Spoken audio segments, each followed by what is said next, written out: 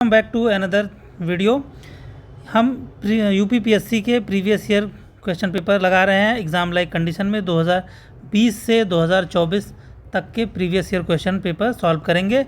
अभी इस वक्त हम सॉल्व करने जा रहे हैं 2020 का सेट बी का क्वेश्चन नंबर 41 से 45 तक। इसके पहले हमने क्वेश्चन नंबर 1 से लेकर 40 तक पिछली वीडियोस में कवर कर रखा है, तो उसे आप देख लीजिएगा। चलिए, इसमें सिंपल हम करेंगे। जितना टाइम आपको एग्ज़ाम में मिलता है 40 सेकंड एक क्वेश्चन को सॉल्व करने के लिए, उसी में आपको क्वेश्चन पढ़ना है, उसी में आंसर भी करना है। तो सेम पैटर्न हम रखेंगे। तो चालू करते हैं। पहला question, which part of the constitution has the provision for Panchayati Raj system? 9, 6, 3, 4 का ए। हिंदी में पढ़ देता हूँ इसे। संविधान के किस भाग में पंचायती राज व्यवस्था संबंधी प्रावधान दिए गए हैं? 9, 6, 3, 4 का। इस क्वेश्चन का आंसर कीजिए और मैं एंड में इसका आंसर बताऊंगा कि आयोग ने क्या दिया था। चलिए, टाइम है आपके पास अभी 12 सेकंड। 12 सेकंड में आप सोच लीजिए कि इसका आंसर क्या है, फिर मैं बताता हूँ। 6, 5, 4, 3, 2, 1 और इसी के साथ टाइम समाप्त होता है। आयोग ने इसका आंसर दिया है ए।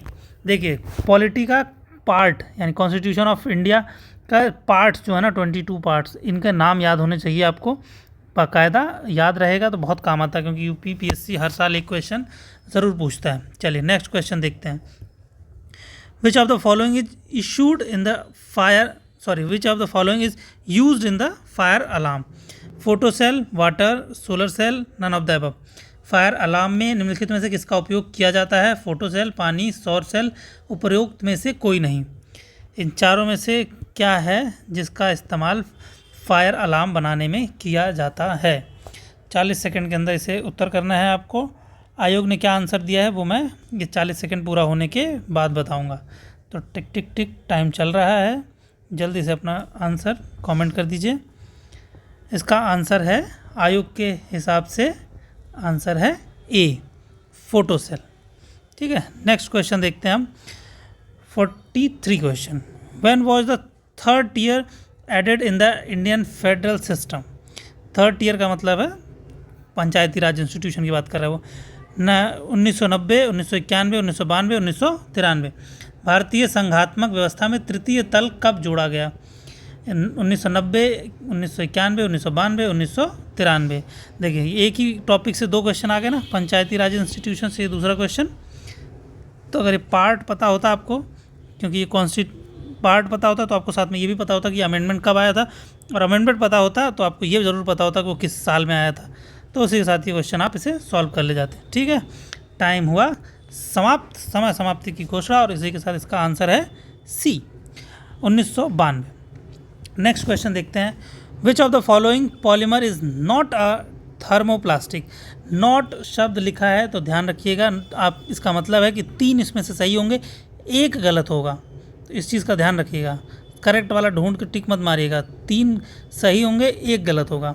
ठीक है, हिंदी में भी पढ़ देता हूँ। निम्नलिखित में से कौन सा बहुलक एक थर्मोप्लास्टिक नहीं है? Teflon, neoprene, polystyrene, polythene. इसका आंसर आयोग ने क्या दिया था वो मैं 40 सेकंड के टाइमर पूरा होने के बाद ही बताऊंगा। तब तक आप अपना आंसर कमेंट में लिख दीजिए। 7 सेकंड्स रह गए हैं, जल्दी करिए। 2, 1 और टाइम समाप्त। इसका आंसर आयोग ने दिया है 44 का बी, यानी नियोप्रीन। बाकी के जो 3 हैं ये तीनों सेम पॉलीमर है, ये नहीं है। नियोप्रीन एक पॉलीमर नहीं है। चलिए नेक्स्ट देखते हैं।